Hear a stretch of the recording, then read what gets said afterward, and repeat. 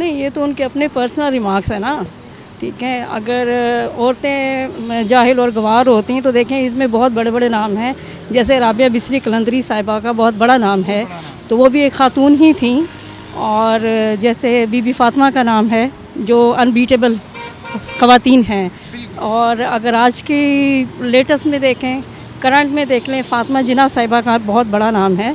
तो ये उनका ज़ाती है जो भी नज़रिया है ख़वातीन को लेके, तो आई डोंट थिंक सो कैसा कुछ। अगर पाकिस्तान के अंदर अभी देखें सीएम हमारी जी हाँ, बिल्कुल बेगम है जी, मरियम नवाज साहिबा, और भी बहुत सारे लोग हैं हर शोबे के अंदर हो शोबे में, रहा हर है, पुलिस के अंदर हो रहा है। जी जी यहाँ पे खड़ा था, गाड़ियाँ गिन रहा था, मैं अपने कैमरामैन को बता रहा था कम से कम 10 गाड़ियाँ गुजरी हैं, 3 औरत चला रही हैं। जी मैक्सिमम देखें हर फील्ड में ही, अगर आप देखेंगे डॉक्टर्स में देखें, वकीलों में देखें, किसी भी शोबे में देखें, ख़वातीन कभी भी किसी से भी कम नहीं है।